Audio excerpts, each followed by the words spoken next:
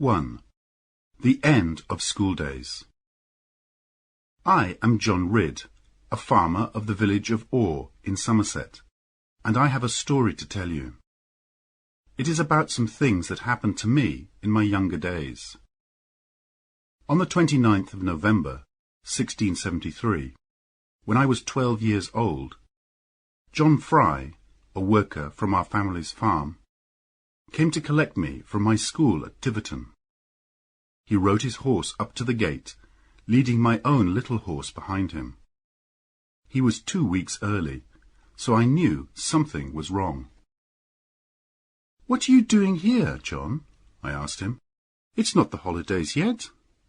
He would not look at me. "Oh, I know that, young Master Ridd.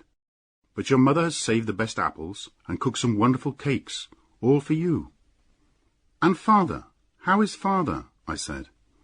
It was usually father who came to collect me, and it was strange that John Fry hadn't said anything about him. "Oh, he's very busy on the farm just now," he said. But John wasn't his usual self, and I knew this was a lie. When I had packed my bags and said goodbye to my friends, I got on my horse and we started the journey home. It was a long journey from Tiverton to Orr, and in places the road was very bad. John Fry would still not tell me why he had come to collect me, or answer my questions about father. He looked unhappy about something, but I tried to hope for the best, as boys always do. On the hill, at the end of Dulverton town, we saw a big coach with 6 horses. In the front seat of the coach sat a foreign-looking woman, and next to her was a little dark-haired girl. I could see from the girl's soft skin that she was from a rich family, and I felt too shy to look at her more than once. She didn't look at me at all. Opposite them sat a very beautiful lady in fashionable clothes, and next to her was a little boy who was about 2 or 3 years old. The woman in the front, I thought, must be the servant of the family. I always remembered the family afterwards, because I had never seen people who were so grand and so rich. After Dulverton, the road got worse and worse, and soon we came into a very dangerous part of the country. This was Exmoor, a place of high, wild hills and deep valleys. And on Exmoor lived a family of robbers called the Doones. Everyone was afraid of them. They had robbed and murdered on Exmoor for many years, and had grown very strong. Now it was getting dark, and a fog was coming down. It was just the kind of night when the Doones would be out, and we were coming near to the path that they always used. I wanted to ride fast and cross the Doone path as quickly as possible, but John Fry knew better. "Go slowly and quietly," he said, "if you want to see your home again." But when we came to the valley where the Doone path was, we heard the sound of horses. "Hide," said John, and we rode our horses off the path and hid. But I wanted to look at the Doones, and went up onto a hill above the path. From there I saw a frightening sight. Below me, moving quietly, were 30 horsemen. They were heavy, strong men, like all the Doones, and they were dressed for battle, carrying guns. Tied to their horses were all the things they had stolen. Some had sheep or other animals, but one man had a child across his horse, a little girl. She had on a very expensive dress, and I thought it was probably for this that the Doones had stolen her. I could not see whether she was alive or dead, but the sight of that child made me sad and angry. When we got home to the farm, my father did not come out to meet us, not even when the dogs ran up and made a lot of noise. Perhaps he has visitors, I thought, and is too busy to come out. But really I knew this was not true. I went away and hid. I didn't want anyone to tell me anything. I heard my mother and sister crying when they came out to find me, but I could not look at them. Later they told me everything. My father had been killed. He had been murdered by the Doones. It happened on his way back from the market at Porlock on a Saturday evening. He was riding with 6 other farmers, and the Doones stopped them and asked them for their money, The other farmers passed their money over at once, but my father was brave. He rode at them, waving his long stick above his head. He managed to hit quite a few heads, but one Doon was waiting at the side of the road with a gun, and shot him. Although we knew it was the Doons who had killed my father, it was useless even to ask the local judges or law officers to do anything about it. They were afraid of the robbers too, or were even helping them. The Doons did almost anything they wanted on Exmoor. They were not local people. They came from the north of England, where their leader, Sir Ensor Doon, had been a rich man with a lot of land. But he argued with his cousin, the Earl of Lorna, who had even more land, and because of the trouble he caused, the king took away nearly everything that Sir Ensor owned. A proud, angry man, Sir Ensor refused to make peace with his cousin, and without his land and farms, he became very poor. Then he found that people who had once been happy to know him now turned away from him. After this, Sir Ensor lived his life outside the law. With his wife and family and a few servants, he looked all over the country for a place to live, where no one would know him, and he could start again. He chose Exmoor, where few people live, and found the perfect place to build a new home. This was the place we now call Doon Valley. It is a green valley far from any town, surrounded by steep, rocky mountains. At first, Sir Ensor lived peacefully, and the local people were friendly, even bringing him presents of food. But as his sons grew older, they did not want to work as farmers, and they began to take whatever they needed from the local farms and villages. They carried off farmers' daughters to be their wives and give them sons, and so over the years the Doon family became bigger and bigger.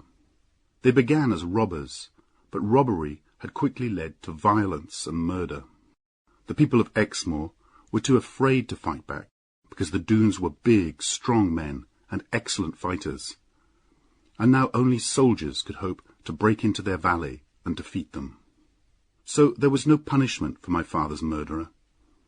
We buried him quietly, and my mother was left without a husband to manage our farm and take care of her 3 children. We were too young to be of much help to her yet. I was the oldest. Then there was Annie, 2 years younger than me. Then little Lizzie. For a while I wanted revenge. I was strong and growing stronger every day. But my mother always calmed me down when I talked of revenge. She did not want to lose me too, and I used to worry about what would happen to her and my sisters if I were killed. We tried to get on with our lives, but we missed my father terribly. Sometimes my mother and Annie would remember him and cry, and sometimes John Fry saw me with tears in my eyes, which I said was because of the cold wind. Lizzie, though she was the cleverest of us all, was too young to really understand what had happened. So the months passed. I learned how to shoot with my father's gun, and I worked hard on the farm to help my mother.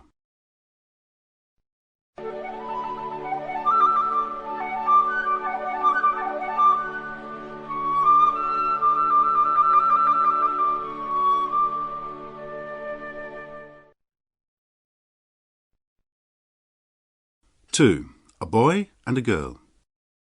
St. Valentine's Day, 1675, was the day that changed my life forever, though I did not know it then. I was 14. My mother had been ill and was not eating very well, so I went out to find something that she liked. Good, fresh fish, caught from clear water. I went first along the Lynn River that runs through our valley. Then I turned into Bagworthy Water. Though I knew that this river led to Doon Valley, I did not think about it. I went on catching fish and moving up the river. Then suddenly found myself standing at the bottom of the cliffs outside Doon Valley. In front of me was a waterfall, a steep hill of smooth, fast-moving water. It was a wild, lonely place surrounded by tall trees, and it was already getting late. I knew I should turn for home, But I also wanted very much to see what was at the top of that waterfall. It looked a dangerous climb, but if I did not climb it, I would always remember that I was too frightened to do it. So I climbed. The water beat against my legs, once knocking me down so that I nearly drowned, but I pulled myself up and went on. When I reached the top at last, my arms and legs were aching, and my feet were cut by the rocks. I fell in the grass, exhausted. When I opened my eyes, for a few seconds I didn't know where I was. But, kneeling beside me, touching my face with a leaf, was a very young girl. "Oh, I'm so glad," she whispered softly as I sat up and looked at her. "Now you'll try to be better, won't you?" I had never heard as sweet a sound as this girl's voice, nor seen anything as beautiful as the large dark eyes that watched me, full of care and wonder. I stared at her without speaking, noticing her long, shining black hair. "What is your name?" she said. "And how did you get here? And what have you got in your bag?" "They're fish for my mother," I said. "Very special fish. But I'll give you some if you like." "Dear me, you're so proud of them when they're only fish. But look at your feet. They're bleeding. Let me tie something round them for you." "Oh, I'm not worried about them," I said bravely. "My name's John Ridd. What's your name?" "Lorna Doone," she answered in a soft voice and looked down at the grass. She seemed afraid of her own name. "Lorna Doone. Didn't you know?" I stood up and touched her hand and tried to make her look at me, but she turned away. I felt sorry for her, and even more sorry when she started to cry. "Don't cry," I said. "I'm sure you've never done any harm. I'll give you all my fish, Lorna, and catch some more for my mother." But she looked so sad, with the tears running down her face, that my heart ached for her, and I gave her a kiss. At once my face turned red. Here was I, just a simple farmer's boy, but she, though young, was clearly a lady and far above me. She turned her head away, and I felt I should go, but I couldn't. She turned back to look at me. "You must go," she said. "They will kill us if they find us together. You have found a way up into the valley, which they could never believe. You must go now, but when your feet are better, you can come and tell me how they are." She smiled at me, and I could see that she liked me. We talked for a while longer, but then a shout came down the valley. Lorna's face changed from playfulness to fear. We whispered our goodbyes, then Lorna ran away from me and lay in the grass, pretending to be asleep. I hid behind some rocks and saw 12 cruel-looking men come walking down the valley, looking for Lorna. One of them, the biggest of them all, a man with a long black beard, found her. "Here she is," he said. "Here's our little queen." He picked her up and kissed her so hard that I heard him. Then he put her on his shoulders and carried her away. But as she went up the valley on the back of this frightening man, Lorna turned and secretly held up her hand to me. Now I had to find a way out of the valley and get home. I almost broke my neck several times climbing down the mountain, and I did not get home until long after dark. My mother was angry with me, but I would not say where I had been. After my adventure, I thought a lot about the strange little girl I had met in Doone Valley, but I never really imagined I would go back to the valley again. So after a while I thought less about her and got on with my work on the farm.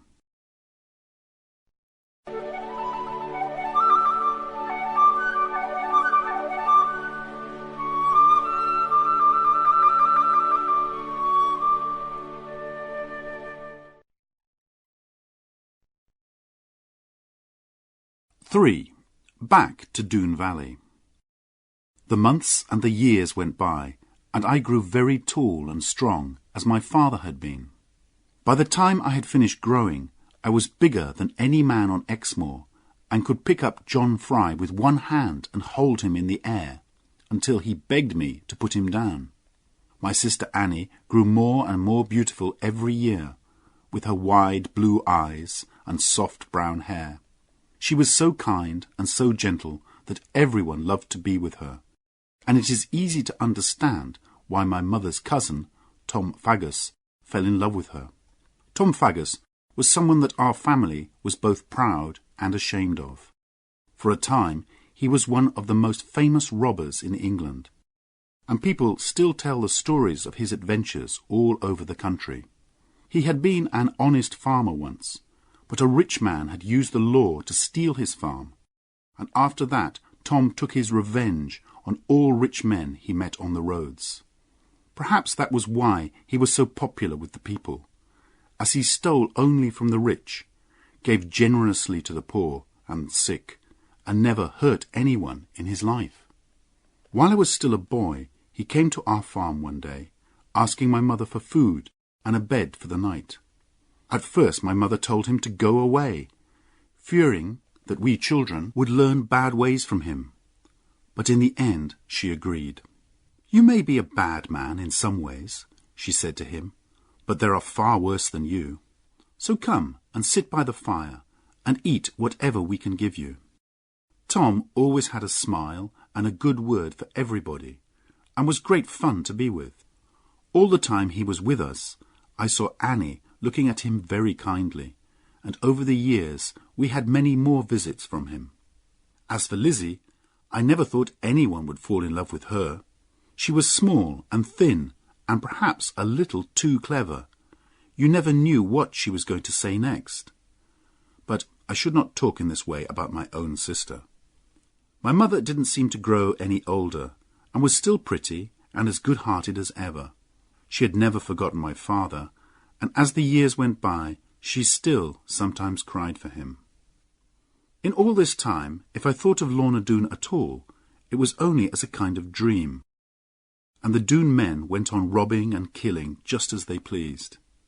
Then one Christmas, when I was 21, my Uncle Ben was robbed by the Doones on his way across Exmoor. He had been coming to visit us, and when he didn't arrive, my mother sent me out to look for him. I found him on a high, lonely path, tied on to his horse with his nose to its tail. He was very angry and wanted revenge on the Doones. He asked me to show him where they lived, so that he could learn the best way to attack them when the time was right. So a day or two later, I took him up into the mountains that looked down on the valley. I had not been back this way since I was 14, and on the way I thought of the girl I had met in this valley, of her lovely dark eyes, her sweet smile, her sadness, and her loneliness. At the top of a steep cliff, we looked down into the long, green Doone valley. At either end was a narrow gap in the mountain walls. At the further end was the waterfall which I had climbed 7 years before, and at the other was what we called the Doone Gate. This was 2 rocky cliffs facing each other, with only a narrow path between them. It was like the gate of a castle, and it seemed impossible to break into the valley. But Uncle Ben saw a way. "Do you see how you could attack them?" he said. "If you put big guns along the cliffs on both sides, and fired down into the valley, you could defeat the Doones in half an hour." But I was not listening to him. I was looking across to the waterfall end of the valley, and a little figure in white walking there. Someone who walked with a very light step. My heart began to beat more quickly, and the blood came to my face. In 7 years I had half forgotten her, and she would never remember me, I thought. But at that moment, once and for all, I saw my future in front of me, Lorna Doone. On the way home I was quiet, and Uncle Ben asked me many times what was wrong with me. But I could not tell him. The truth was, I had decided to go back into Doone Valley. I waited until St. Valentine's Day, the exact day when I had first entered the valley. Again I followed the river, and again I climbed the waterfall. Although I was 7 years older, the climb was not easy. When I got to the top, I looked around me carefully. In the early spring sunshine, the valley was beautiful. As I looked at the stream and the fields of grass on either side of it, I forgot about any dangers. And then I heard someone singing in a beautiful voice. At first I hid behind a rock, but when I looked out, I saw the lovely sight of Lorna Doone coming towards me, along by the side of the stream. Her beauty frightened me. How could I, only a farmer, talk to her? But something seemed to pull at me, and I came out from behind the rock. At first she turned to run away, not knowing who I was. But then I said, "Lorna Doone!" And she seemed to remember me. A smile broke out on her face.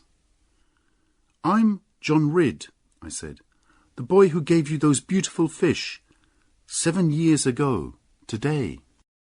"Oh, yes, the boy who was so frightened that he hid behind those rocks. I remember. And do you remember how kind you were, and how you wanted to help me? And then you went away, riding on a big man's shoulders, and pretending you had never seen me. But you looked back and waved at me." "Oh, yes, I remember everything, because it isn't often I see anybody. Except, well, I just remember, that's all. But don't you remember, sir, how dangerous this place is?" But I couldn't answer her. She had kept her eyes on me all the time. Large eyes of a softness and brightness and beauty that took my breath away. I felt love taking hold of me, a love too deep and too strong for words. How could I explain feelings that I did not really understand myself? She turned her eyes away from me. "I don't think you can possibly know, John Ridd, the dangers of this place, or what its people are like." I could see that she herself was very frightened. She was trembling from fear that someone might see me while I was there and hurt me. To tell the truth, I also grew afraid and thought I had better go and say no more until the next time I came. I touched her white hand softly. "Don't be afraid," I said. "I'll go now, but I'll come again soon and bring you some fresh eggs from our farm." She reminded me again of the danger. "But," she went on, "it seems that you still remember your secret way in." And she smiled at me kindly.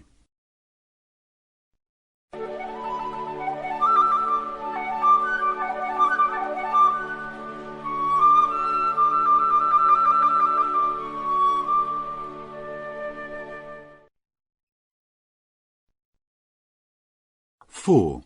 Lorna's Story." I went home with my head in the clouds and my heart on fire with love.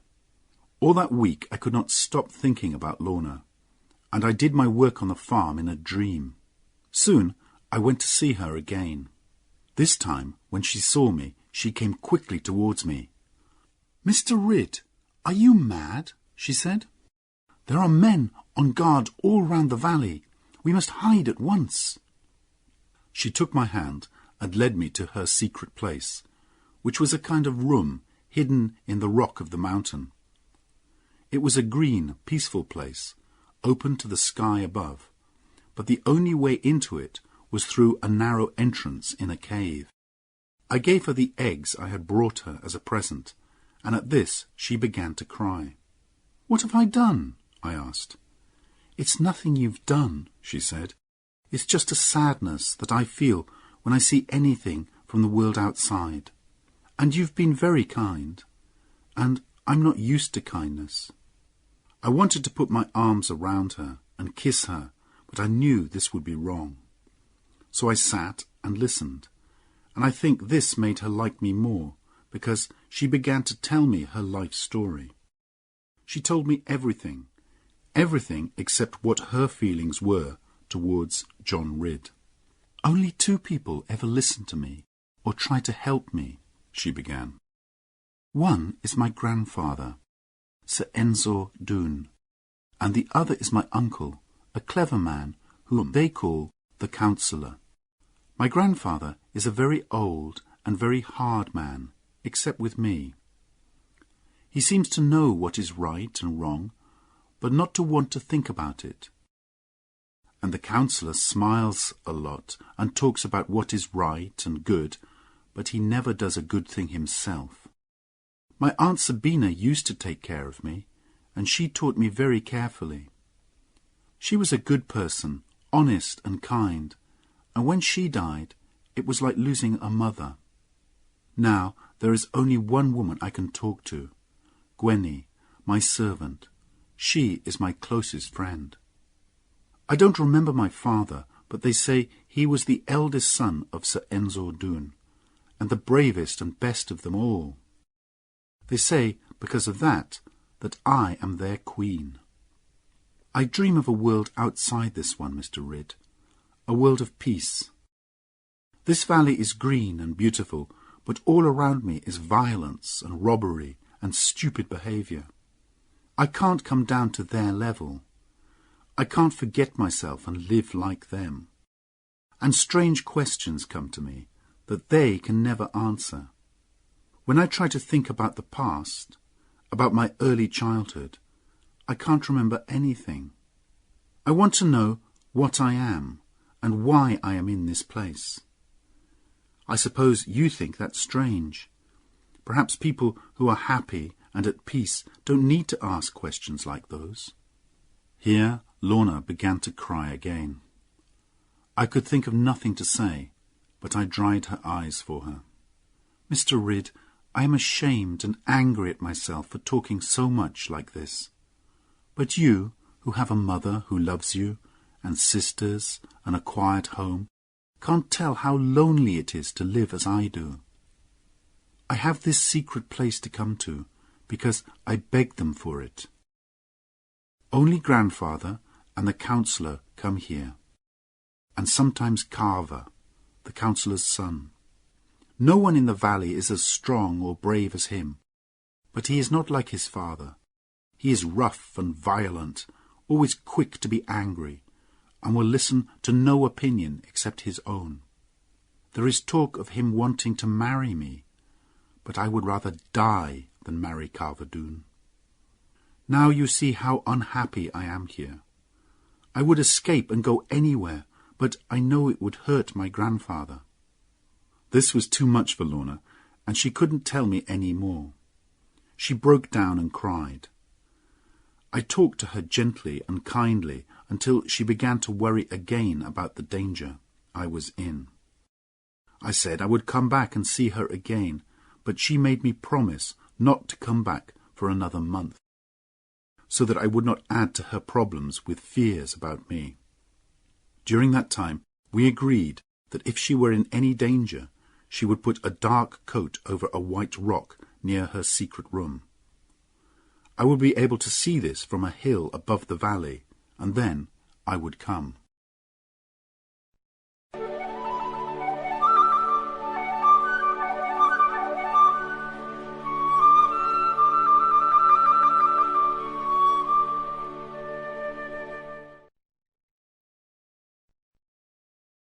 "5. To London. But I was not able to see Lorna again as soon as I had hoped. Before the month had passed, I was called away from home in a very strange and unexpected way. One afternoon, as I was outside the house feeding the horses, a stranger rode up to our gate and shouted at me. He was a tough-looking, hard-faced man, about 40 years old, with small, quick eyes, and he was dressed very differently from the way we dress in Exmoor. He said he was looking for Plover's Barrows Farm, and a man called John Ridd.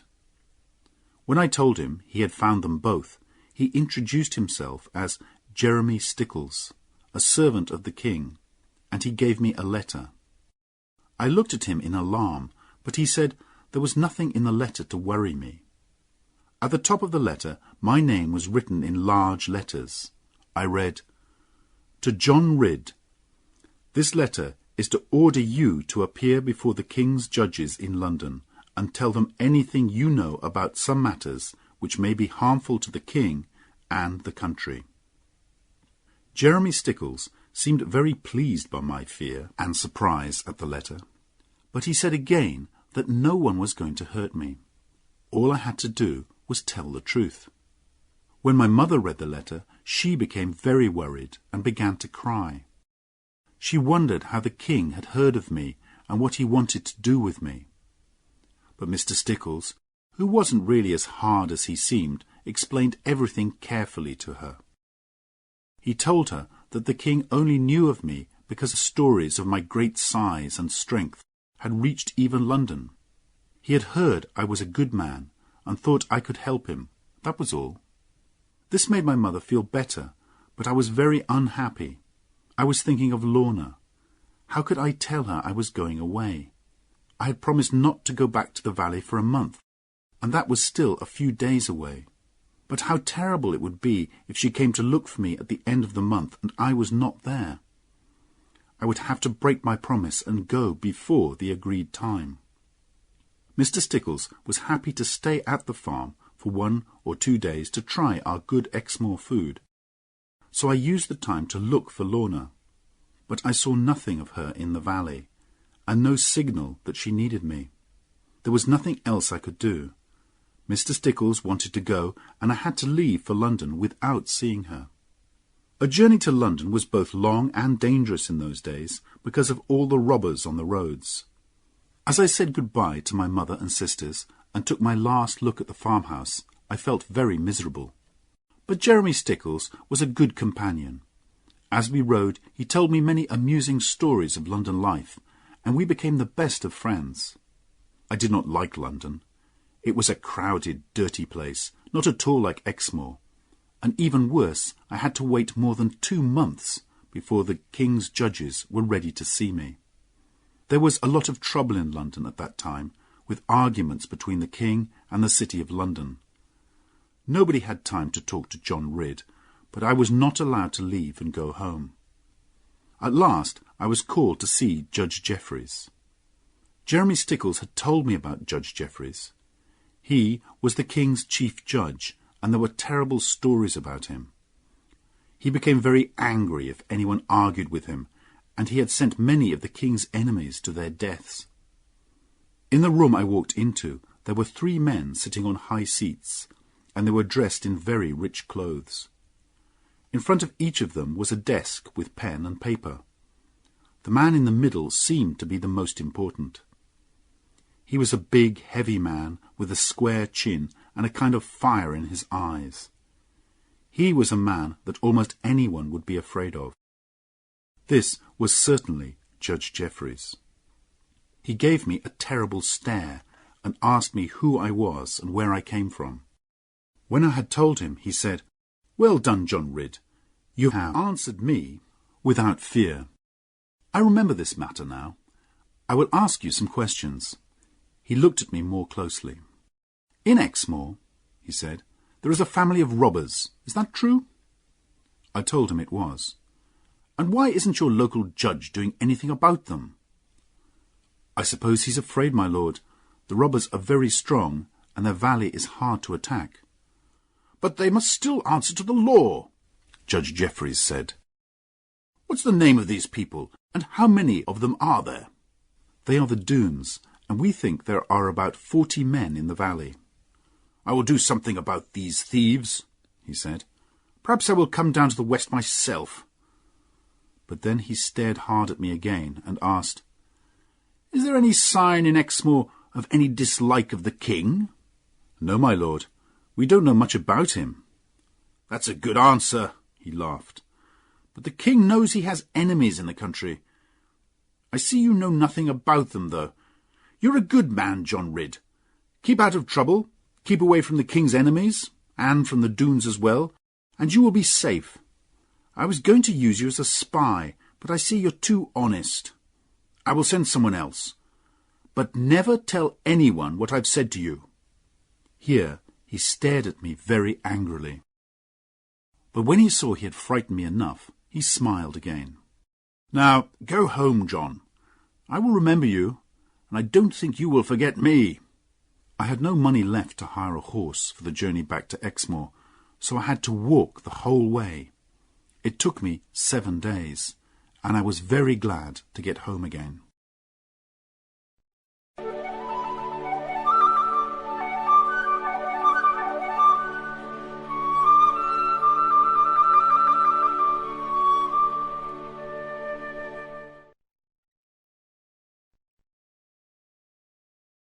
Six. Lorna's new troubles. When I arrived at the farm, Mother held me tightly and cried for half an hour. I gave everyone all the presents I had bought for them in London. But of course what I wanted to do most of all was find Lorna and see how she was. I wanted to tell Mother all about her, but the thought of my father's murder by the dunes stopped me.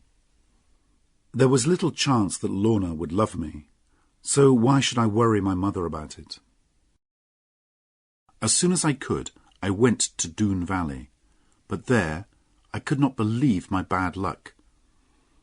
When I looked from the cliff top, I saw Lorna's sign, her coat on a white rock. She had needed me, and now perhaps I was too late to help her. I climbed round the outer cliffs to the waterfall, and was soon looking down towards the green fields of the valley. I stood and waited, not caring now if anyone saw me. And then, at last, a little figure came towards me. I could see she was frightened, so I went towards her slowly. "Miss Lorna, I saw your sign on the white rock that you needed me." "Oh, yes, but that was a long time ago. 2 months or more, sir." And she looked away. She looked so sad that I thought everything was over between us, and tried to turn away and go. But when she saw that I was hurt and ashamed, she ran towards me and took my hands. "Oh, John, I'm sorry. I didn't mean to hurt you," she said. How happy I was to hear her call me John. Then she led me away to her secret room, through the cave in the mountain. Since it was partly open to the sky, plants and flowers were able to grow there, and now, in the late summer, it was beautiful. She could not look at me at first, but when she did, I could see that she had been crying. "My grandfather is not well," she said, "and now Carver Doon and his evil father, the councillor, have more control over the dunes. They want me to marry Carver. Not immediately, I'm only 17, but they want me to give my promise, in front of my grandfather, that I will marry Carver. They say it's for the peace of the dunes. That's why I left the signal out for you, Mr. Ridd. They wanted to force me, but my grandfather would not let them. They won't do it, at least while grandfather is alive. But they're watching me and following me, and I can't go where I want any more. Gwynnie is helping me. If she wasn't, I couldn't even be here talking to you. But perhaps even you don't care about me any more." Her eyes filled with tears, and I quickly explained about my journey to London. I told her how much I had missed her, and how I had worried about her all this time. Then I showed her the present I had brought her from London, a ring with blue and white stones. At first she cried even more, and then came and sat so close to me that I began to tremble. Then I picked up her hand, and, while I was pretending to look at its beauty and softness, put the ring on her finger. "Oh, Mr. Ridd," she said, her face going red. "I thought you were much too honest and simple ever to do something like this. No wonder you are good at catching fish. But no, John, you have not caught me yet, not completely, though I like you very much, and if you will only keep away, out of danger, I will like you even more." With tears still in her eyes, which seemed to come partly from wanting to love me as much as I loved her, she kissed my head. Then she gently took my ring off her finger, and kissing it 3 times, gave it back to me. "John, I cannot take it now," she said. "It would not be right. I will try to love you dearly as you could wish. Keep the ring for me until then. Something tells me I will earn it, very soon. This time I promised Lorna that I would not come back to see her for 2 months. If Carver or the counsellor became violent towards her, she would signal me as before. 2 months was a long time to wait. But because of what she had said to me, I was happy. Very soon after that, I told my sister Annie about Lorna. I knew she would keep my secret, and it was good to be able to talk to her about my troubles. Then she gave me a surprise. Tom Faggus had asked her to marry him, and she had agreed. But although Mother liked Tom, we both knew she would not like her daughter to marry him. And how would she feel about me wanting to marry Lorna Doone? We promised to help each other, if we could. On the very first day after the agreed 2 months, I went to find Lorna. But this time, when I got to the top of the waterfall, she was not there. I waited for hours, but she didn't come. Then I saw something that made me afraid for her. While I was hiding behind a tree, a big man appeared, walking lazily down the valley. He wore a wide hat, a dark jacket, and tall boots, and he carried a gun over his shoulder. As he came closer, I could see his face clearly, and there was something in it that turned me cold with a kind of horror. It was a face that never smiled, and in his eyes was only cruelty. I did not doubt that this was Carver Doone. And this was the man, I thought angrily, who planned to marry Lorna? He had no idea I was there, but I almost hoped he would discover me. If we could fight hand to hand, a fight between us would be fair, as he was the only man I knew who was near my size. But I knew it would be a mistake to fight Carver. Whether I won or lost, the Doones would learn about me, and I would never see Lorna again. When, by the evening, Lorna had still not appeared, I went home. I went back to the valley every day for 2 weeks, but never saw Lorna. I saw Carver Doone again, though, walking with his gun round the top of the valley, and that worried me. I was sure that Lorna was in danger. I would go into Doone Valley and find her. This time I decided to go by the Doone Gate. It was a dangerous route, but I knew it would be useful to know how the Doones defended the main entrance to their valley. At night, the Doone Gate, with its tall black cliffs and sharp rocks, was a frightening place. There were no guards outside, and very quietly and carefully I entered the narrow, dark path between the cliffs. Soon I saw a light shining round a corner of the cliff, and, staying close to the rock wall, I stepped carefully up to the corner and looked round it. 2 guards were sitting by the light, with their guns on the ground beside them. Here the cliffs widened out into broken, rocky ground, with deep shadows between the rocks. The guards were clearly not expecting an attack, and were drinking and talking. I stood and watched, and while I was wondering what to do, they began to argue, and then to fight. This gave me my chance. I went slowly along the cliff wall, and then moved quickly into the shadows of the open rocky ground. The guards were so busy with their fight that they did not see or hear me, and I was soon past them and going down the hillside into Doone Valley. Lorna had told me that her grandfather's house was the first one after the gate. So, carefully and quietly, I went towards it and stood below one of the windows. I could not shout or call out because there were other guards around the small village, but luck was with me that night.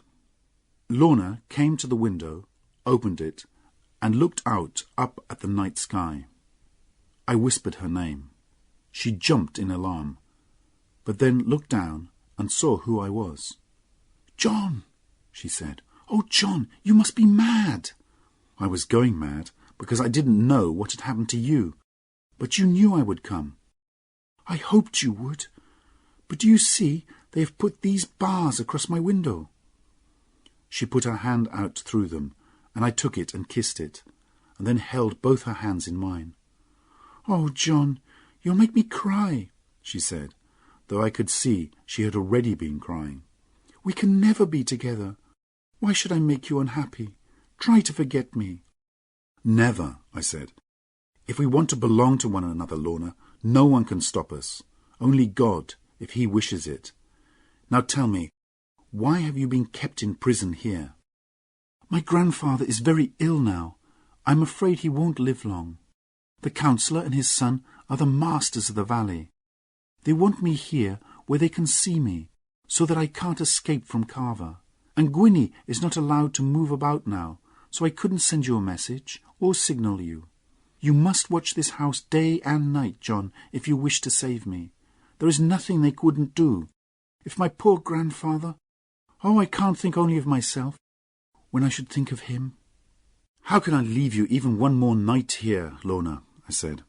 "You must, John," she said. "You're so brave, but I love you too much to let you stay any longer. Yes, it's true, but I cannot leave my grandfather while he's dying. So, if you love me, John, you must go." "I'll go for now, but when I hear that your grandfather has died, I will come and get you out of here. If I promise to take you safely away, will you come with me?" "Yes," she said. "Of course I will." So now I took her hand in mine again and put my ring on her finger. I had kept it in my pocket since the day I had first brought it to her. This time she kept it, though she cried and held my hand tightly. "Oh, John, this can never, never be," she said.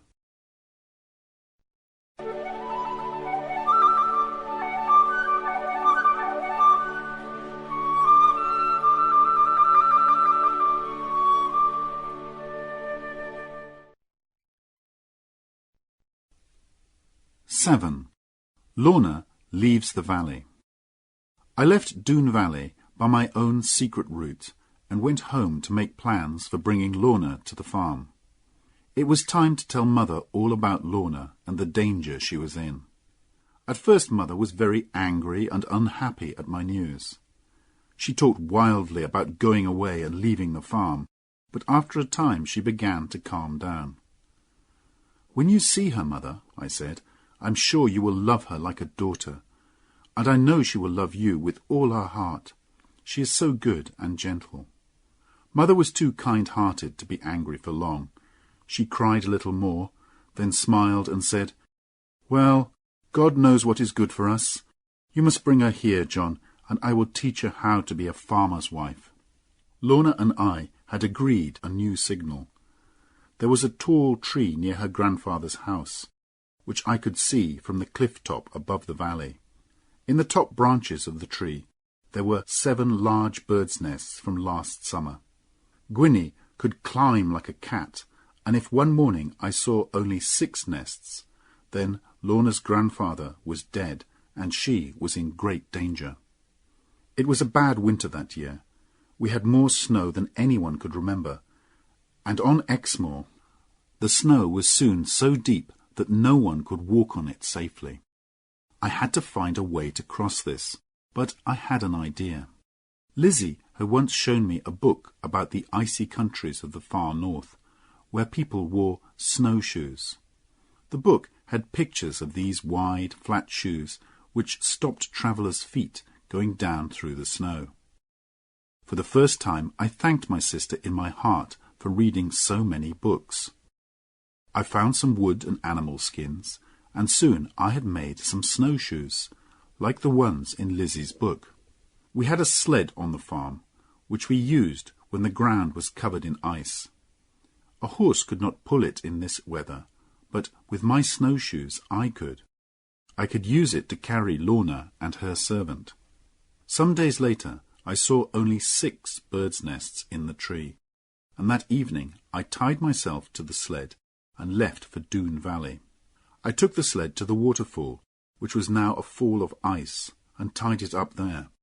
Then I continued on foot, going around the south side of the valley towards the Doon Gate. But when I looked down, I saw there was a quicker way to reach Lorna. The sides of the valley, like everything else, were covered in deep snow, and here the snow was smooth and icy. I looked around to check that there were no dunes in sight, then sat down on the icy snow and pushed myself off.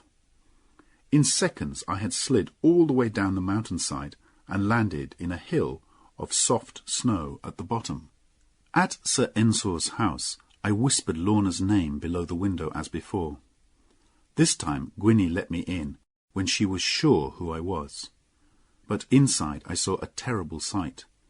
Gwynnie looked almost mad with hunger, and Lorna lay back on a chair, as white as the valley all around us. "Good God!" I said, and ran to her. I took her in my arms, but she was so weak that she could not speak at first. "We've been kept in here for days without food," said Gwynnie, "and they were going to keep us here until Lorna agreed to marry Carver." "We must leave at once," I said. "Will you come with me, Lorna? I promise to take you safely through the snow." Lorna gave me her lovely smile. "Of course I will, dear," she whispered. "Of course I will." "And you too, of course, Gwynnie," I said. "Be quick now, and help me to get your mistress ready." From outside, I had heard the sounds of singing. There were usually guards around the house, Gwynnie told me, but tonight the Doones were drinking and dancing to welcome Carver as their new leader. This would give us our chance.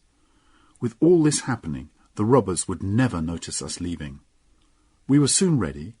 I picked up my beautiful Lorna and carried her through the snow and the darkness to the other end of the valley. Gwynnie was able to follow us, putting her feet in the places where my snowshoes had been. I made Lorna comfortable in the sled with her little servant beside her, and I told her to hold on to Lorna tightly. The waterfall was now a path of ice, very steep and dangerous, but I was able to take the sled down it, using my stick and all my strength, to stop it going too fast on the ice. When we were down the waterfall, I tied myself to the sled and began to pull. It was hard work for me, but the best work I had ever done in my life. There was no time to lose, with Lorna so weak from hunger and cold, so I pulled fast, and an hour later we were home. My mother and sisters came to the door and helped me to carry Lorna in. We put her in a chair by the fire and gave her some soup. Then she slept, while I watched over her. After a time she began to wake up. She put her trembling hands into mine, and looked at me with so much love in her eyes that I could not find the words to speak to her. We sat like this for several minutes, and then we heard a little sound behind us. It was Mother, crying with happiness to see us so loving. At this, Lorna got up and went to her. She knelt beside Mother's chair and looked up into her face. Mother put her hand on Lorna's hair. "My sweet child," she said softly. A few days later, when Lorna and I were sitting together by the fire, she said to me, "John, you gave me a beautiful ring, and now I want to give you something. It is only a very poor old thing, but it's all I have. My grandfather gave it to me before he died. I hope you will take it." Then she put on my finger the strangest ring I had ever seen. It was very old, and there was a picture on it. It was hard to see what the picture was, but it looked almost like a cat in a tree. "I shall wear it, my love," I said, "until the day I die."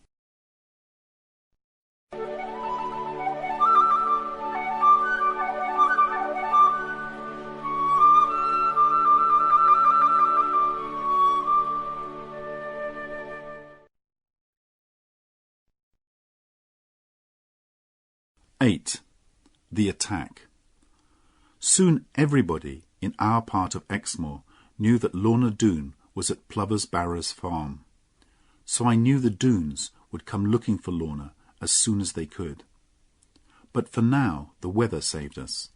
They could not move in the snow, and when the rains came in spring, they had even bigger problems. The rains were heavy, and when the snow also turned to water, the rivers became very high. In Doone Valley, the robbers' homes were almost under water. They needed most of their men to take care of their village. If they attacked us, we knew it could not be with as many men as they would like. Spring also brought a visitor for Annie. The snows had kept Tom Faggus away from the farm all winter, but now he came to see her, and he had something to tell her. "Before the snows came," he said, I went to London, and I have something to show for it."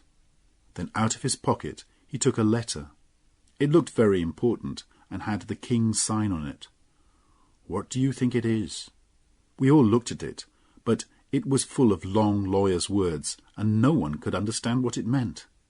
"I'll tell you what it means," laughed Tom. "It means that I'm not a criminal any more. This letter says that the king is ready to forget all my years as a robber, and I am a free man." We all wondered how this could be, but then Tom explained. "I spoke to Judge Jeffreys. He knows me. He said, 'If you promise never to rob again, you can go free. There's enough for the king to worry about in this country already, with all his enemies. So if we can forget about you, that's good enough for us.'" Everyone felt proud of Tom. We thought it had been very brave of him to go to Judge Jeffreys, but now he had something even better to tell us. With the money he still had, Tom had bought some land. He was going to live an honest life and be a farmer again. So we were not surprised when Tom asked Mother if he could marry Annie. Mother was not very sure of the new farmer Faggis. She was afraid that he would get bored with farming and go back to being a robber. But she could see that he loved Annie very much, and between us, Annie and I managed to persuade her. Now we began to prepare for the Doones' attack. Though the rivers were still high, people had begun to see a few of the robbers out on the roads, and we knew it would not be long before we would have to fight them. As we were preparing, we received another visitor, my old friend Jeremy Stickles. This time, though, he had not been sent to find me. To our surprise, he told us that he had been spying in Exmoor for many months. He had been sent down this way again by Judge Jeffreys and the king. "You must not tell anyone what I'm doing," he said, "but I have been sent to do important work. The king has many enemies, and now I have been given some soldiers, though only a few, to help me look for them. But I have to ask you, can my soldiers and I stay here for a while?" I agreed immediately.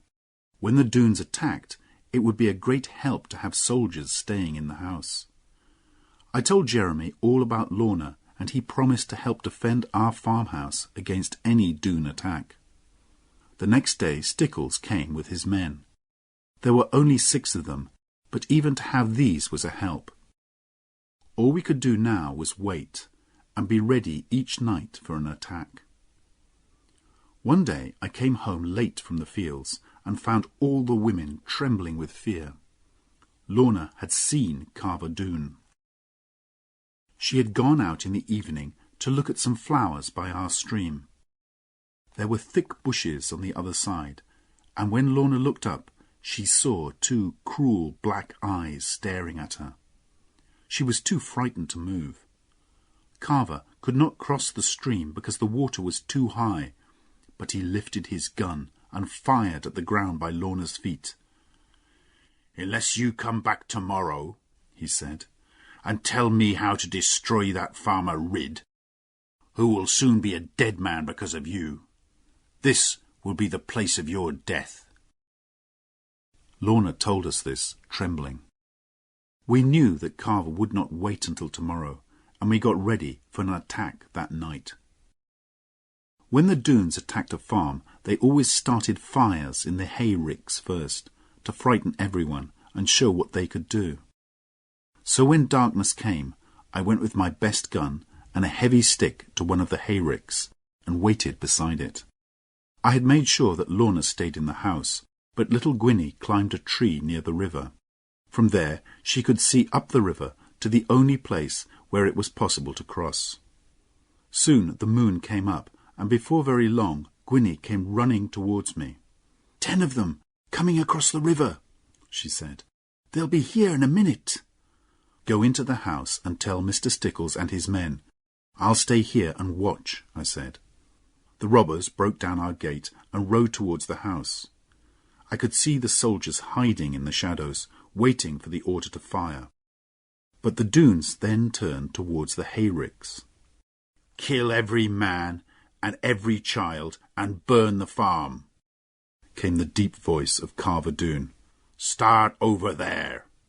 He was pointing to the hayrick where I was, though he could not see me. "But remember, Lorna is mine, and I will kill any man who touches her." As Carver spoke, I pointed my gun at him, but, will you believe me? I didn't shoot. I had never killed a man, nor even badly hurt one. I did not think it was an easy thing to do. Now I can say that I wish I had killed him. But I put my gun down and picked up my stick, a more honest weapon than a gun, I thought.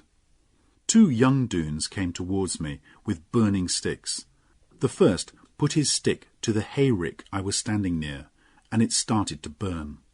I hit him on the arm and heard his bone break as he fell over with a shout of pain. The other man ran to see what had happened, and I took his fire stick and broke it. Then he jumped at me, but I caught him, broke his arm, and threw him on top of his friend. I could still see Carver and wanted to jump at him, but I knew he would simply shoot me. While I was thinking about it, there came a loud noise and 6 tongues of flame from near the farmhouse. Stickles had ordered his men to fire at the Doones as they came towards the house. 2 fell, and the others ran back.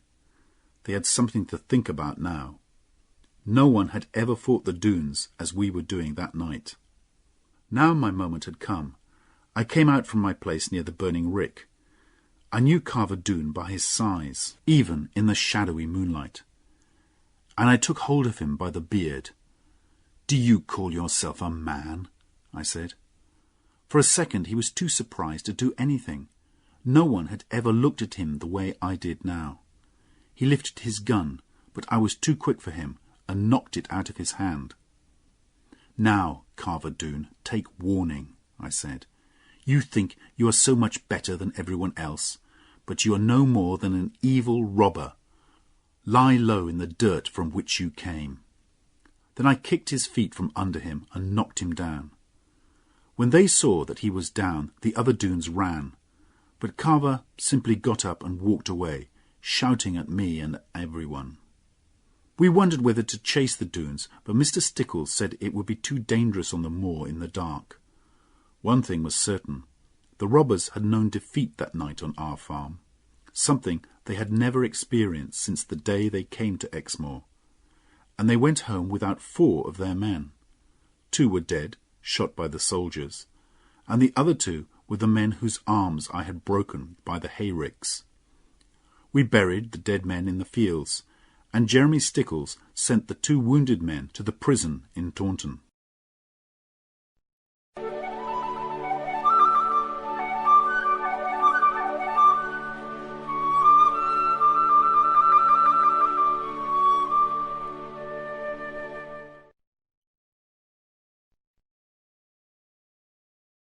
(9) Lorna's true story. The Doones' attack had been defeated. We knew that they would come again as soon as they could in larger numbers. But for now, Jeremy Stickles gave me something else to think about. My dearest wish was to marry Lorna as soon as I could. But after Jeremy's story, I began to wonder if it would ever be possible. A few days after our battle with the Doones, Jeremy said he had something to say to me. "John, I didn't think the time was right to tell you this before, but now you must hear what I have to say. As you know, I've been riding around Exmoor for many months, looking for information that might be useful to the king. I remembered all that you told me about Lorna, and I think I have discovered something about her. It may not be easy for you to hear, John. Are you ready?" "I will do my best," I said. So he began his story. 6 or 7 months ago, before the snows began, I stopped at an inn on my way from Dulverton to Watchet. The inn was all by itself, right by the sea, and was very quiet. I was the only person staying there, and the woman who owned the inn sat down and talked to me during my meal. She was dark and foreign-looking, and intelligent. I was very interested to know how an unusual woman like her had come to live in this lonely inn, and she told me her story. She said that she was from Italy, and her name was Benita. Many years ago, while she was working in Rome, she had met an English family. They were travelling in Italy because they'd had a terrible argument in England with another family. Benita did not know much about the argument, except that it had been about land. Benita liked this English family. They were very rich, but they were also kind. So when they asked her to travel with them and take care of their children, she agreed. She loved the children, a little girl and boy, so she was very happy in her work.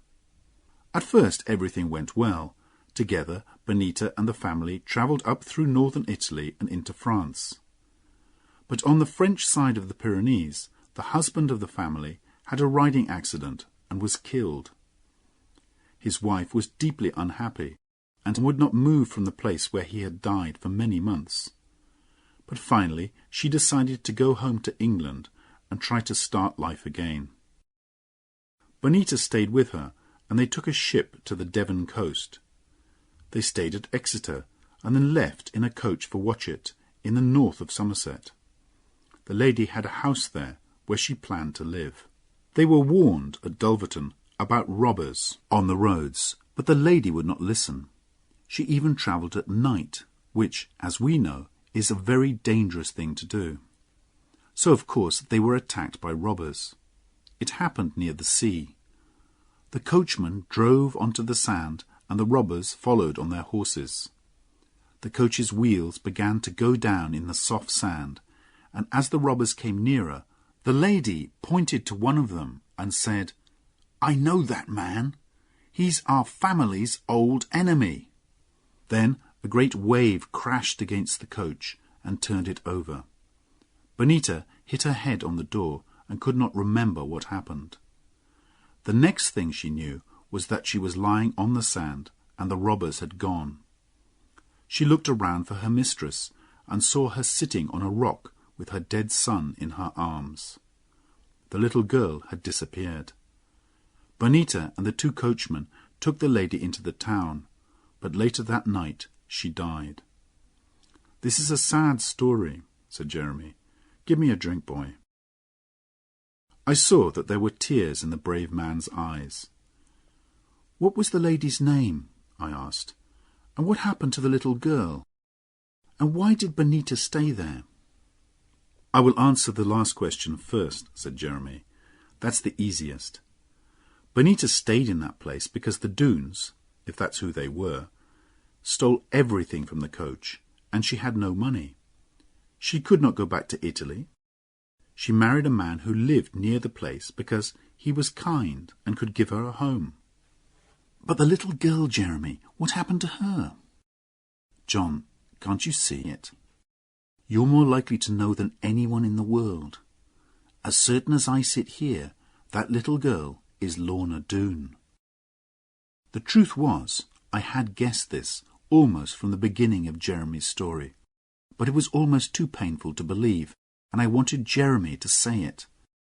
When he described the coach leaving Dulverton, the picture was very clear to me, because I remembered that coach, with the foreign-looking woman, the beautiful lady, the little boy, and the young, dark-haired girl. I had seen them on the day John Fry came to collect me from school, on the day I learnt my father had died. I also remembered the frightening sight I saw later that night, of the Doones riding with the things they had stolen, and the one with a little girl across his horse in front of him.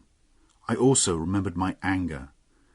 Now I saw how the very same day had been the blackest and unhappiest of both my and Lorna's childhood days, and how, from the very start, our lives had been joined together. But there was still one question to answer. "What was the family's name?" I said. "The father was Lord Dougal. He came from a very grand family. But there is more to this. Look at your ring, John, the one that Lorna gave you. Look at that strange sign of a cat in a tree." I saw that same sign above the inn door. That is the sign of the house of Lorne. It is the family that Lorna's mother came from. John, your Lorna belongs to one of the richest and most famous families in England.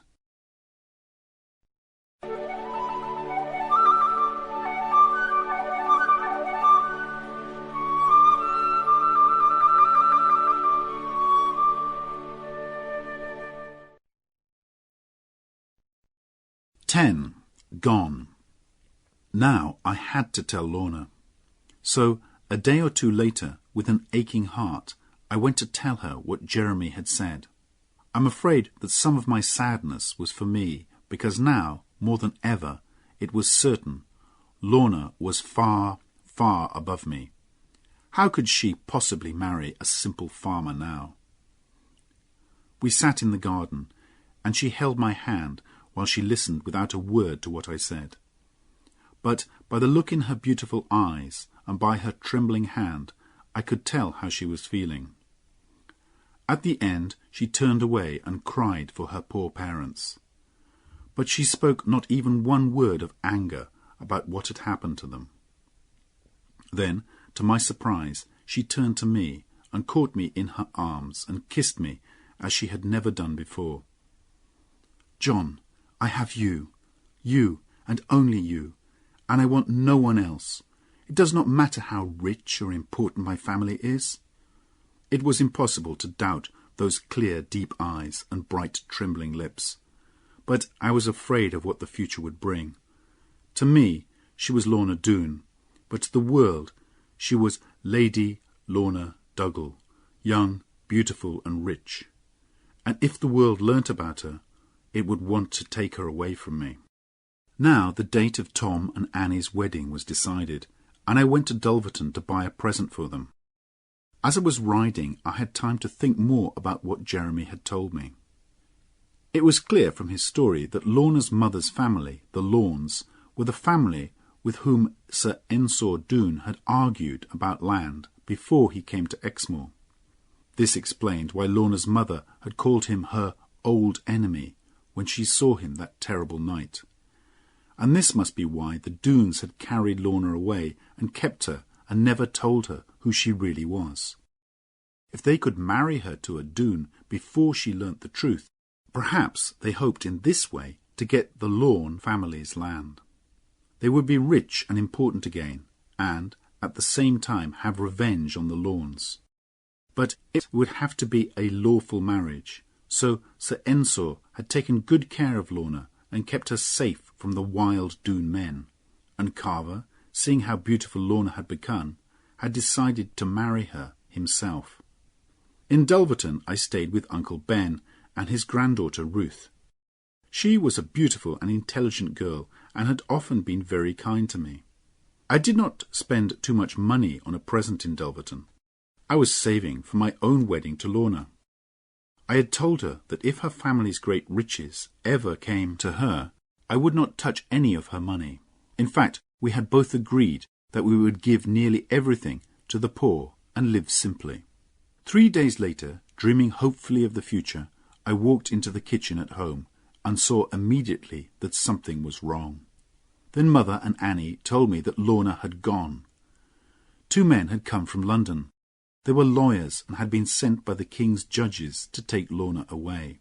The judges had heard that she was still alive, and they and her uncle had ordered her to come to London. Her uncle was Earl Brandir, the last living person in her family, and Lorna now had to live with him. She could not refuse. She was not yet 21, so she had to do what this uncle and the judges said.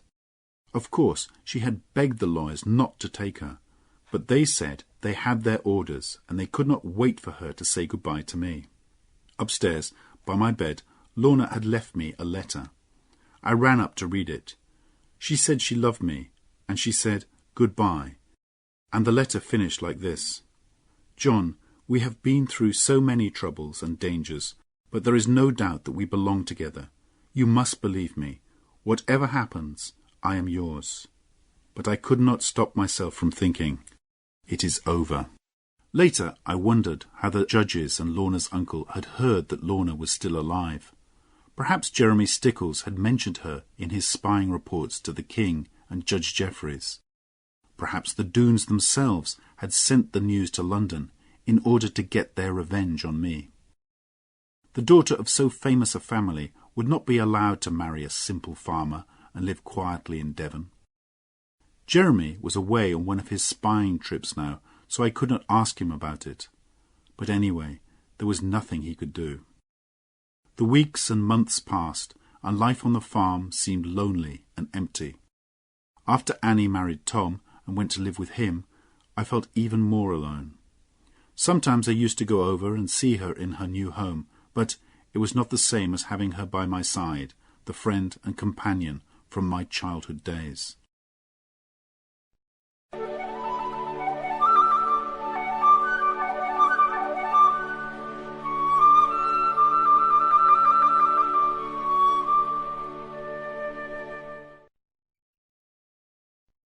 (11) Tom Faggus in danger. We still lived in fear of another attack from the Doones, and now that the soldiers had gone, we had no one to help us.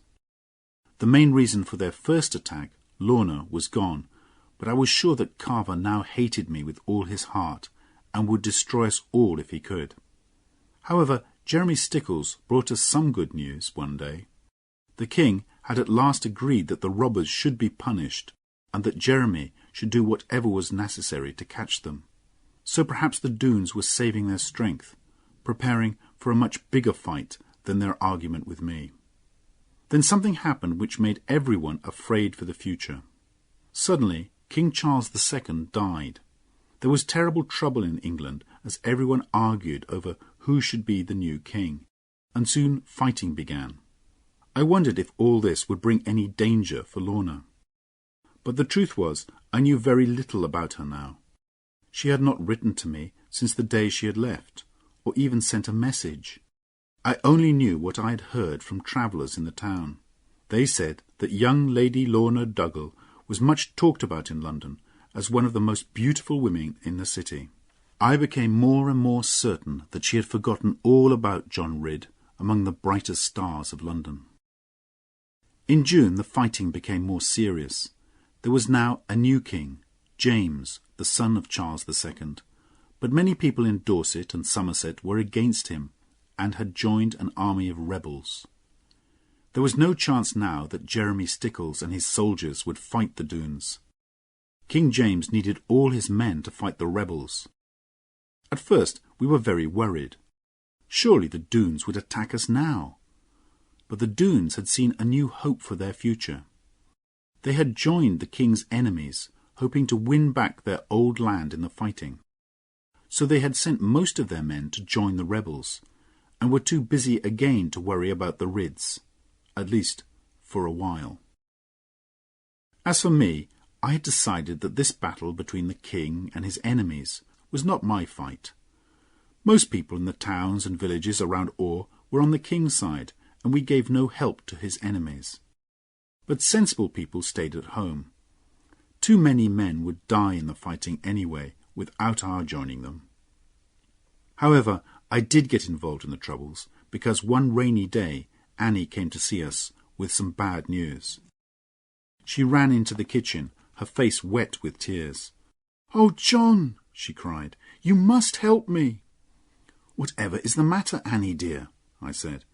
"It's Tom," Annie cried. "He's gone to join the rebels.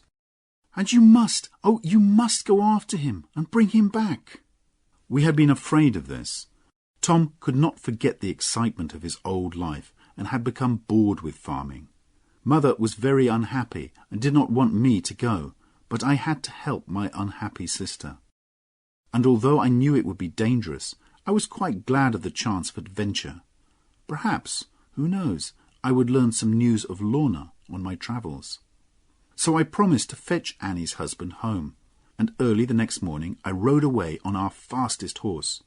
I went from town to town, asking for news of the fighting, but it was 4 days before I finally found the 2 armies at Bridgewater. There had been a great battle the night before, which the rebels had lost, and many of them now lay dead or dying on the battlefield. I shall never forget that terrible sight. I thought Tom must be dead, and I walked all over the battlefield looking for his body. Several times I stopped in my search to give some poor dying man a last drink from my water bottle. After a time I found myself near an old farm building, and I suddenly saw that the riderless horse standing in the doorway was without doubt Tom Faggus's horse. I hurried into the building and found Tom lying on the ground, badly wounded. He could still speak, but only in a whisper because of the pain. "Put me on my horse, John," he said, "and she'll take me home. No one can catch her. She's the fastest horse alive. It's my best chance of escaping." He was right. The king's soldiers were still riding around the battlefield, looking for rebels to kill. So I tied up Tom's wound as best I could, put him on his horse, and turned the horse's head for home. "Thank you, John. I am safe now," he whispered. He lay along his horse's neck to close the wound in his side. "But look out for yourself, John Ridd." I watched Tom's horse disappear into the distance, and only a minute later I turned and saw soldiers coming towards me. "Stop," they said, "in the name of the king." "I'm not a rebel," I said. "I'm on the king's side, and—" But they would not listen to me. "You are an enemy of the king," they said, "and the punishment is death."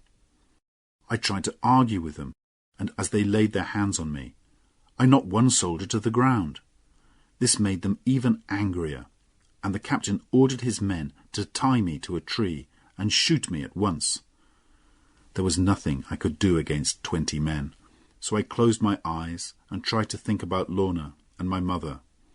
The captain gave the order to fire, but at the same moment I heard a horse coming towards us, and another voice shouting, "Stop!" It was Jeremy Stickles. He rode his horse between me and the guns and started to argue with the captain. His voice was the sweetest sound I had heard for a long time. The argument was soon over. I heard Jeremy mention Judge Jeffreys once or twice, and before long he had persuaded the captain not to shoot me. "This man, John Ridd, is my prisoner," said Jeremy, "and I shall take him to London for trial there." As we rode away together, I thanked Jeremy with all my heart for saving my life. "You're not safe yet, John," he said. "I know you're not an enemy of the king, but many people will not believe you. If you want to stay a free man and keep your farm and land, there is only one thing you can do. You must come to London with me and tell your story to Judge Jeffreys."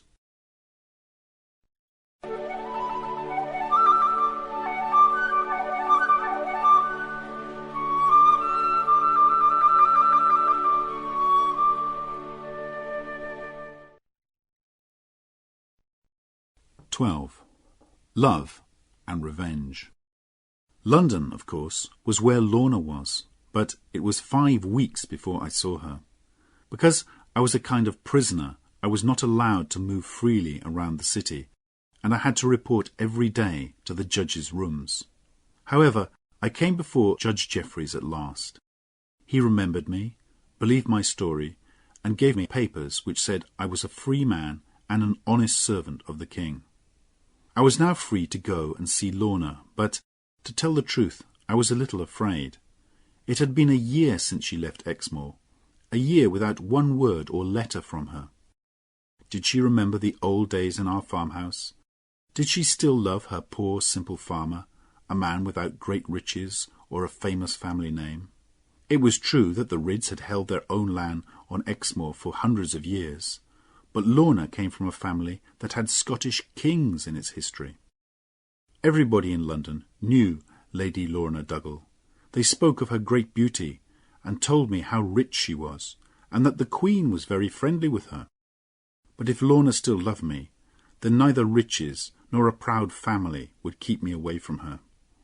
So, with fear and hope in my heart, I went to Earl Brandir's house. It was a very grand place. I was taken upstairs to a little sitting room and told to wait. Then suddenly the door opened and Lorna was standing before me in a simple white dress, with her long black hair falling down her back. She was more beautiful than ever. She came towards me, holding out her hand. Gently I took her hand in mine, then bent and kissed it. "Is that all?" she whispered. I saw the shine of tears in her eyes, and in another second she was crying in my arms. "Darling Lorna," I cried, holding her close to me, "I love you dearly, but surely you don't care for me now." "Yes, I do, John, yes, I do. Oh, why have you behaved so unkindly?" "I am behaving," I replied, "as well as I can. No other man in the world could hold you like this without kissing you." "Then why don't you do it, John?" asked Lorna, looking up at me with a laugh in her bright eyes. After that, of course, there was no more talking, for about 5 minutes. Then my darling pulled away from me and began to question me. "John Ridd, you must tell me the truth, the whole truth. Why have you never, for more than a year, taken any notice of your old friend Lorna Doone?" "Because," I answered, "my old friend and true love sent me not one word or letter in all that time." "What?" cried Lorna. "Oh, no, my poor John. I have often suspected something like this, but she always said—" With these words she rang a bell very violently, and a few seconds later her servant, little Gwenny, came in. "Gwenny," said Lorna, "what have you done with all the letters I gave you to send to Mr. Ridd? No more lies now." Gwenny gave me a very black look. "I didn't send them," she said. "You're a grand lady now, mistress. You should marry some grand lord, not a poor farmer from Exmoor. I was only thinking of you." "Gwenny, you may go," said Lorna, her voice full of quiet anger. "I don't want to see you or speak to you for at least 3 days. At this, Gwenny ran out of the room, crying noisily, and Lorna turned to me. "Oh, John, try not to be too angry with her. She loves me very much, and I'm afraid that if you take me, you'll still have to take Gwenny too." "I'll take 50 Gwennys," I said, "if you want me to." After this we spoke of ourselves. I tried to tell Lorna that, when she was free to decide her own future, she must think very carefully. The world would say she was mad if she chose to become a farmer's wife. Of course, at Plover's Barrows Farm she would have a comfortable home, plenty of good food, and all the love and care I could give her. But it was not the same as being a grand lady who owned half of Scotland and who could marry any lord she wanted. Lorna could not wait for me to finish. "I decided long ago, dear John," she said very seriously, "that you must be my husband. I think it was the day you climbed up the waterfall with your shoes off and a bag of fish for your mother. So after all these years of loving, shall little things like money and a family name separate us? They mean nothing. I have not been here a year, John, without learning something. Oh, how I hate it. Only my uncle and Gwenny really care for me. All the rest are only interested in my land and money. Oh, John, you must never leave me. It would break my heart." Of course, I gave in at once and said, "Darling, you must do exactly what you please."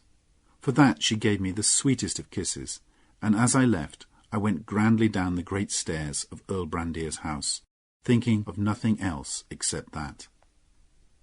For the rest of my time in London, I went to see Lorna every day, forgetting all about my poor mother and the work that needed doing on the farm. Then one day I received a letter from Lizzie, and I realized that I must get home as quickly as possible.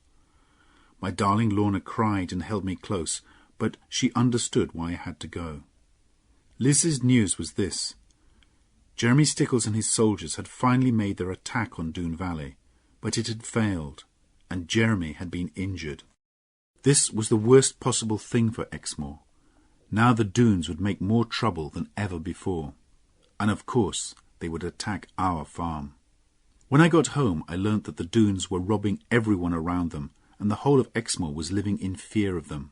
Then a few weeks later, something even more terrible happened.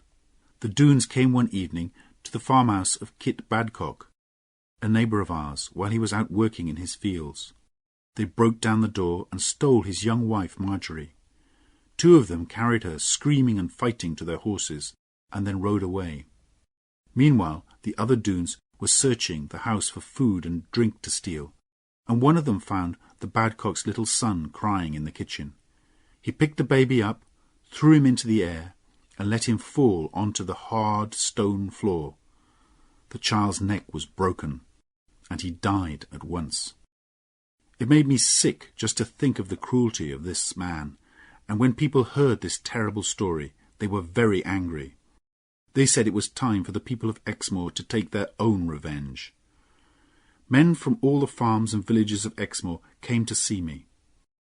"We cannot expect any more help from the king against the Doones," they told me, "because Jeremy Stickle's attack failed. The king has refused to send any more soldiers. But we've had enough of the Doones. We want to attack them ourselves, and we want you to lead us, John." I said I was no leader, but they would not listen to this. "Try to lead us," they said, "and we will try to follow." In the end, I agreed to do as they asked. I thought we had a chance against the Doones if enough of us decided to fight. There were fewer of them now. Some had been killed in the rebel fighting, and some during Jeremy's attack. We arranged to meet again and make a plan. Tom Faggus, now quite well, rode over to join us, and he soon had a very clever idea. "We're not soldiers," he said, "and we'll never defeat the Doones if we try to fight all of them in their valley. So we must lay a trap. You know the caves on Exmoor where gold was once found? Well, we'll tell a story around Exmoor that men have been digging secretly and have found a new cave, with rocks full of gold. We'll say that the gold will be taken away on a certain night, at a certain time. The Doones will naturally plan to attack and steal this gold, but some of us will make a trap for them in the caves. Meanwhile, the rest of us will attack the valley as soon as we know that some of the robbers have left." The second part of our plan was this. Tom would take some of our men and pretend to attack the Doone Gate, while our main attack would really come from the waterfall end of the valley, the route I had discovered so long ago. The plan went well. The story about the gold was whispered in the right ears, and on the agreed night our spies watched a large group of robbers leave Doone Valley on their way to the caves. Meanwhile, as the moon rose above the hills, I was leading my 20 men to the bottom of the waterfall. John Fry, our old farm worker, was in the mountains which looked down into the valley. When he saw the fighting start at the Doone Gate, he would fire his gun as a signal to us. Soon the sound of John's gun rang around the mountains, and I and my men climbed up the waterfall and into the valley.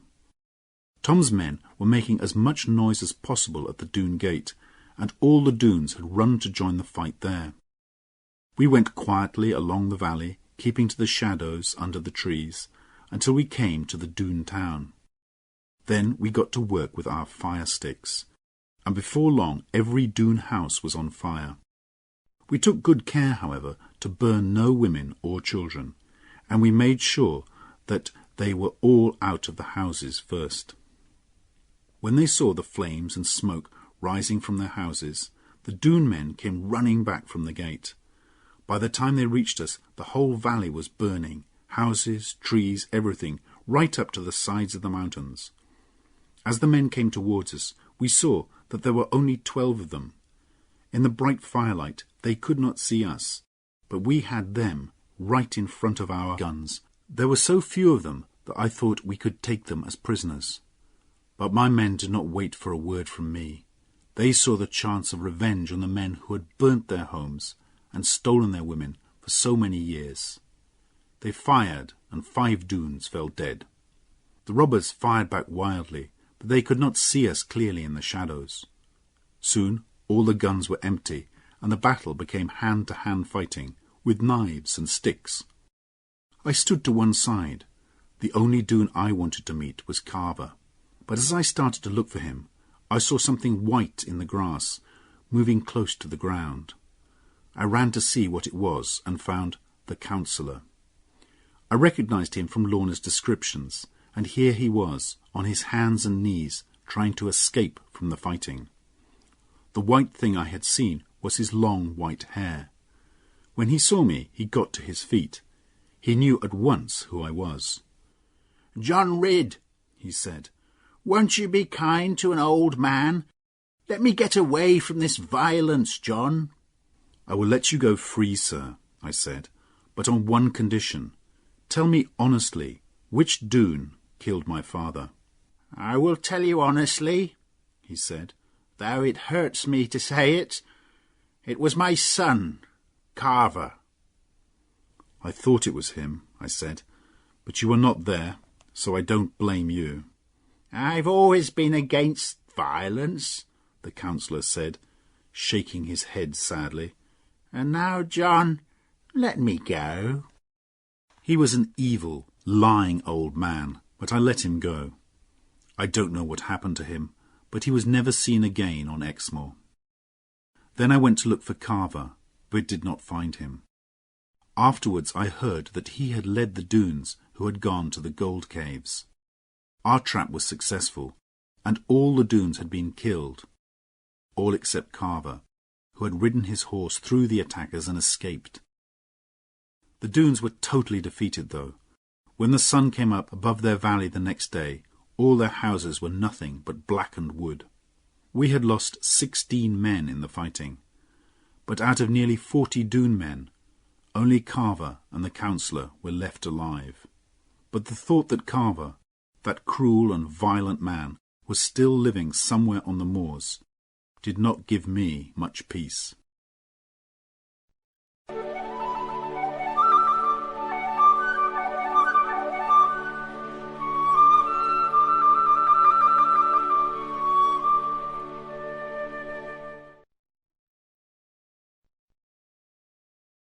"13. The Last Battle." The next thing that happened was the return of Lorna, my own darling. She stepped out of her coach and ran into the house, as happy as a bird to get home again. All the house was full of brightness and sunshine as she ran here and there, laughing and talking. Oh, how she loved this old chair! And she must see the kitchen fire. And where was her old friend, the cat? As for me, I threw my best hat over the hayricks and shouted for happiness. Lorna was now free to make her own decisions, she told us. Earl Brandir had died. She had grown to love this fine old gentleman and was very sad at his death. But now she could do what she wanted, even marry that good servant of the king, John Ridd. At last the waiting and the worrying was over, and happiness was ours. But in her softest moments, when she was alone with me, Lorna could not quite hide the fear that still lay deep in her heart. I felt it too, a fear that something evil, something terrible, could still happen. There was great excitement all over Exmoor when people heard of our wedding. Everyone had heard of the defeat of the Doones and the strength of John Ridd and the beauty of Lorna. People came from more than 30 miles around. Mother, Annie and Lizzie arranged everything, with the help of Uncle Ben's granddaughter Ruth, who had also come for the wedding. When the day came and Lorna stepped up to my side in Oare Church and took my hand, I was afraid to look at her. She was so beautiful, so fresh and lovely in her simple white dress. But when we had each said, "I will," and my ring was on her finger, we turned to each other. Her laughing eyes were serious now, and full of so much love that my heart nearly stopped beating. Darling eyes, the loveliest, the most loving eyes. Then the sound of a shot rang through the church, and those eyes were clouded with death. Lorna fell at my feet, and her bright red blood ran over the wooden floor. I lifted her up, whispering soft words of love, but as she leant her head on my chest, her eyes closed, and she breathed her last goodbye to life. Then I laid my wife in my mother's arms and went out for my revenge. Of course, I knew who had done it. There was only one man in the world who could do a thing like this. I jumped on my horse and rode away fast. I don't remember who showed me the way. I only know that I took it, and the men fell back before me. Soon the shouts of some men told me that I was getting close, and there, ahead of me, rode a man on a great black horse, and I knew that the man was Carver Doone. His life or mine, I said to myself, whatever God decides, but the two of us cannot live in this world one more hour together. I had no weapons, and I knew he had a gun, but I also knew, as surely as night follows day, that I would kill this man. He rode up onto the moors, and I followed. His horse was fast, but he did not know this part of Exmoor. He rode straight into a little valley from which I knew there was no escape, because at the end of it there was only a black, bottomless bog. As I rode after him, I reached up to a tree that was growing in the rocks above me and broke off a great branch. Then Carver turned the corner and saw what he was riding towards. He pulled back from the bog in fear, and turning his horse, he fired and rode straight at me. The bullet hit me somewhere, but I took no notice. I put my horse across his path, lifted the branch above my head, and brought it down hard on his horse's head. Both horse and man crashed to the ground. Before Carver could move, I jumped down. He got up with a black look on his face and started to speak. For an answer, I hit him on the side of the face. I would not dirty my mouth by speaking to this man now. Then he ran at me and put his hands around my neck. I had never met strength like this, and felt my neck would break. But I took hold of his arm and almost pulled it from his shoulder. Then I took him by the neck, as he had done to me. His eyes burned with anger, and he threw himself against me. But God gave me great strength that day. In 2 minutes he was lying on the ground, half dead. "I will not hurt you any more," I said, when I could breathe again. "Carver Doone, you are beaten. Go on your way. Thank God you are alive, and never come near me again." But it was too late. The black bog had him by the feet. As he lay like a mad dog in front of me, the ground itself began to pull him in. In our murderous battle, we had not noticed where we were going. I only just managed to jump with my last strength from the terrible blackness. But I could do nothing for Carver. While his mad eyes stared and his arms waved wildly above his head, the black bog pulled him down and he disappeared from sight. I don't know how I got home. I had lost a lot of blood. By the time I got to the farm, I was riding in a dream. John Fry took my horse away, and Mother led me indoors. "I have killed him," I said, "as he killed Lorna. Now let me see my wife. She belongs to me, though she is dead." "You cannot see her now, John," said Ruth, coming forward. "Annie is with her now." "What does that matter? Let me see my dead one, and then die." All the women moved away from me, crying. Only Ruth stood by me and put her little hand in mine. "John, she is not your dead one. She may still be your living one, and your wife. But you must not see her now. The sight of you like this will certainly kill her." I could not understand what she was saying, but I let them lead me upstairs to my bed. The bullet had broken a bone in my chest, and I was soon in a fever. It was only much later that I learnt how Ruth had saved Lorna's life. When I had run out of the church, Ruth had taken control. She made John Fry and the other men carry Lorna home immediately. There she cut off the wedding dress, pulled the bullet from Lorna's wound, and stopped the bleeding with cold water. All this time Lorna lay still and white, and everyone was sure that she would die. But Ruth covered the wound with a cloth, kept her warm, and made her drink a little wine from a spoon. And after a while everyone could see that Lorna was still breathing. She lay close to death for many days, but with Ruth's loving care she slowly began to get better. Meanwhile I lay in my bed, only half conscious, and in my fever I did not believe them when they told me Lorna was still alive. I knew in my heart that she was dead, and I had no interest in life. A life without Lorna was worthless, without meaning. Mother cried and thought that I would die. But after 6 weeks the fever left me.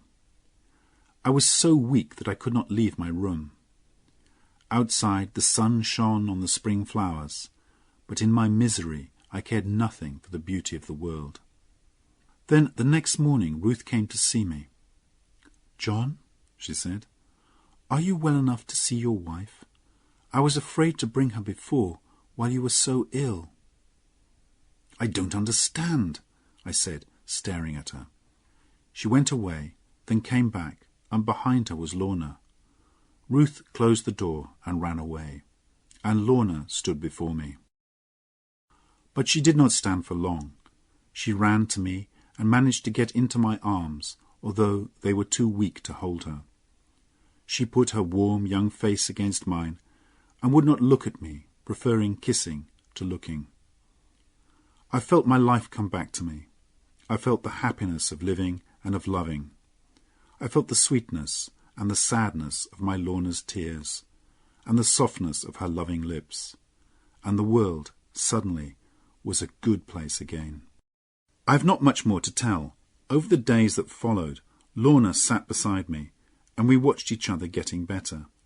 We have never tired of watching each other since. Now we live peacefully on the farm. Though Lorna still has great riches, we never use the money, except for some poor neighbour. I sometimes buy her beautiful clothes, but she soon gives them away, or keeps them for the children. Tom and Annie are happy, except for a few small adventures. Tom remains on the right side of the law, and they have honest children. Lizzie married the captain of Jeremy Stickle's soldiers, who had stayed with us when we fought the Dunes. Ruth is not married yet, but there is a man who loves her, as much as I love Lorna, and I'm sure he will win her soon. But of Lorna herself, my darling wife, I won't say much. A man should not talk too much about the best thing in his life. Year by year, her beauty and her loving kindness grow greater. And after all this time, and all that has happened to us, she is still my Lorna Doone.